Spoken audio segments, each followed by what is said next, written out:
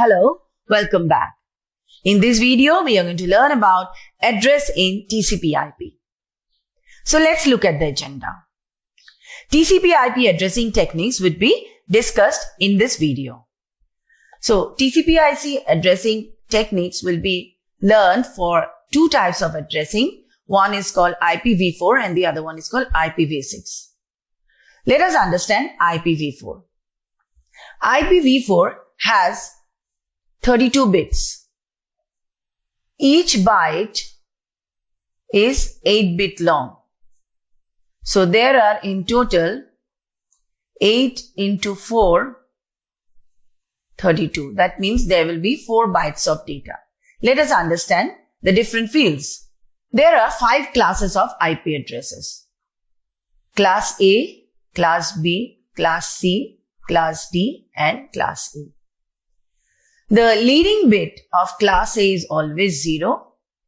The leading bit of Class B is 10. That of C is 110. That of D is 1110. And that of E is 1111. Number of net ID bytes is 1. And number of host ID bytes is 3 here.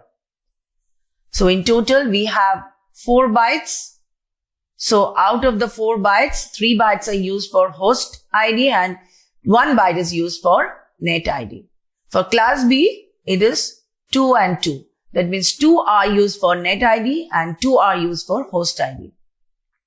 For Class C, 3 bytes are used for net ID and 1 byte is used for host ID.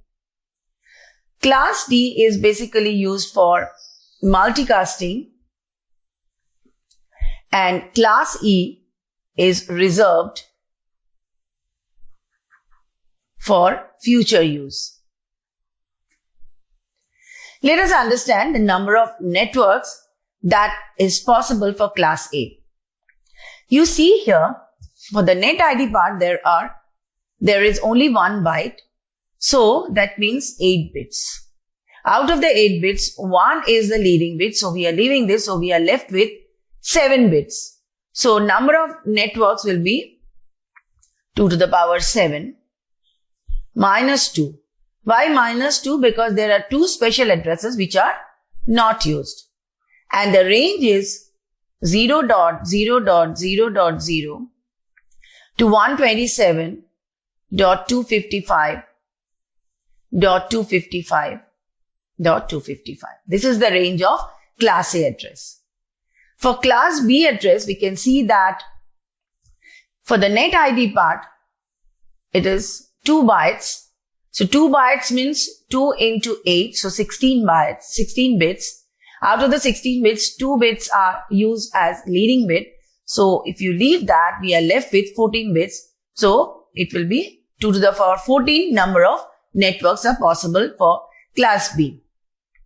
And the range is 128.0.0.0 to 191.255.255.255.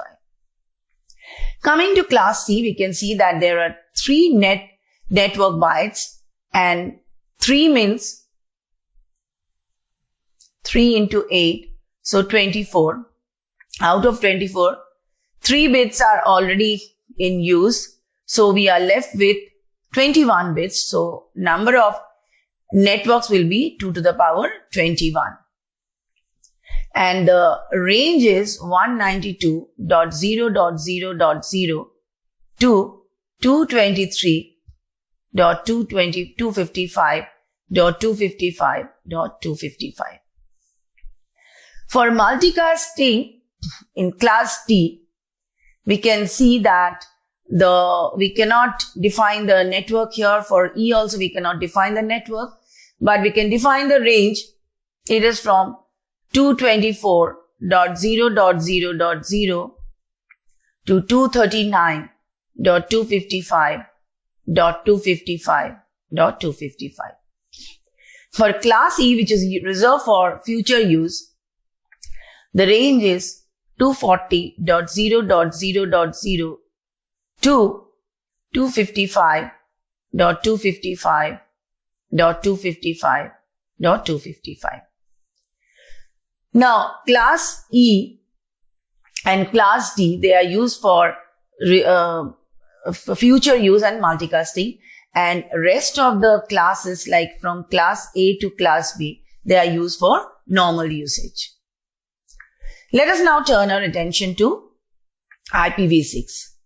Now, IPv6 has 128 bits in contrast to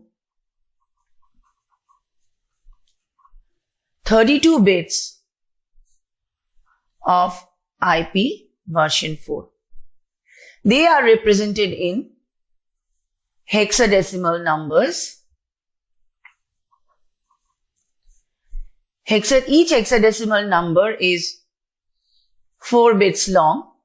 So we can say in total there are 32 hex numbers.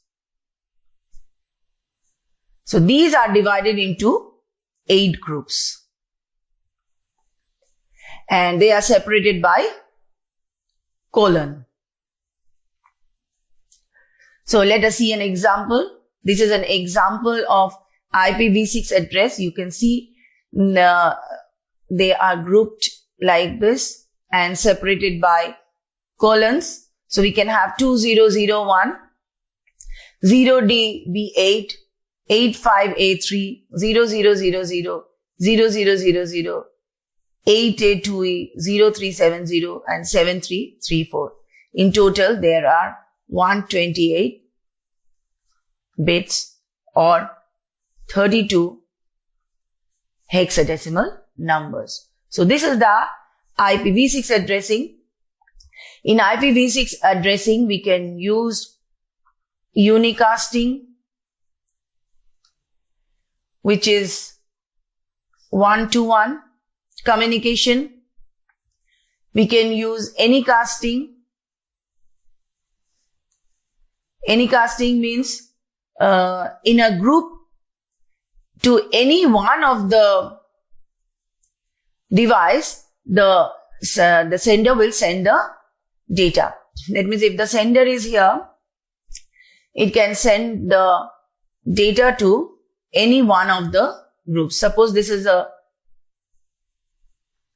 group 1 and having, let's say, 4 devices, the sender can send it to any one of these devices. Let's say it sends to this particular device. And it is also used for multicasting. In multicasting, the sender can send the data to all the group members. So to summarize, in this lesson, we have learned about the IP addressing techniques.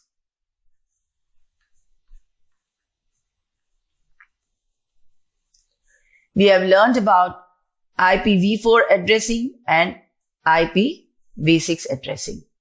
Thank you.